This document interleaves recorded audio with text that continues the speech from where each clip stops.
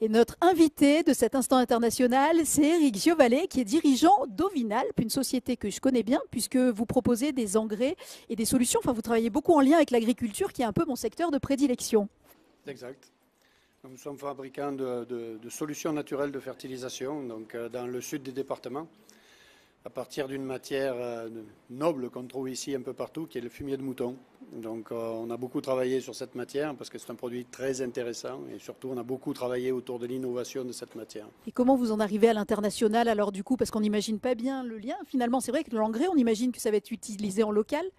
Assez simplement parce que bon, nous aujourd'hui on travaille bien évidemment sur toute la France. Nos domaines d'application sont plutôt l'agriculture spéciale, donc tout ce qui vient sur nos tables, la viticulture, le maraîchage, les fruits, les légumes.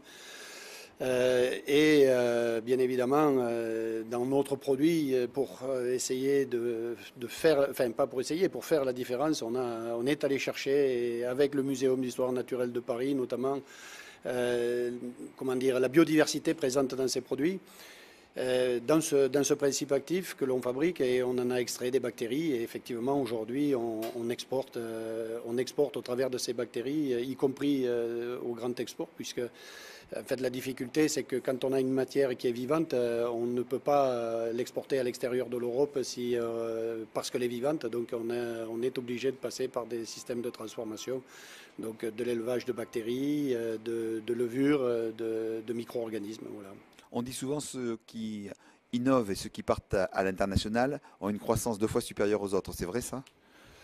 Je ne sais pas encore, je ne peux pas vous le dire. Nous, on a eu une grosse croissance sur notre marché national, puisqu'on a une entreprise qui est jeune, on a 32 ans d'existence, donc on s'est développé sur un marché assez rapidement.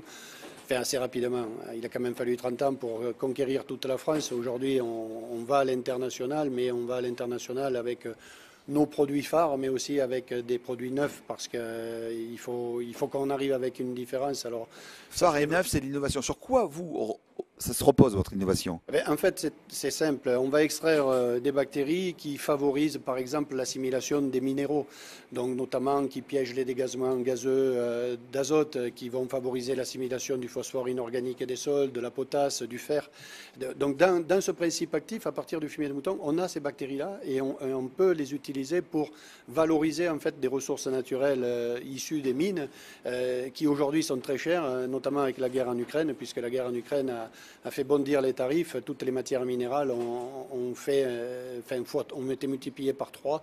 Donc l'objectif aussi, et nos produits sont là pour aider à diminuer l'utilisation de ces matières ou les rendre plus efficientes. Voilà, c'est ce qu'on fait. Donc, Laetitia, une question à vous poser. Du coup, oui, c'est sur l'innovation. Elle repose là-dessus, votre innovation, sur ces bactéries-là spécifiques.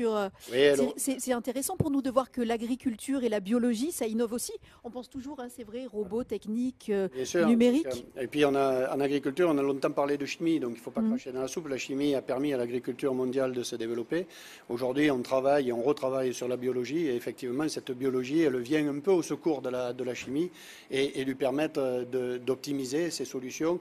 Et nous aussi, ça nous permet d'exister un peu mieux avec des produits qui finalement sont à la base des produits de niche, mais qui aujourd'hui peuvent aller beaucoup plus loin dans l'utilisation agricole, notamment sur la grande culture. Merci beaucoup d'avoir été avec nous ici sur le plateau.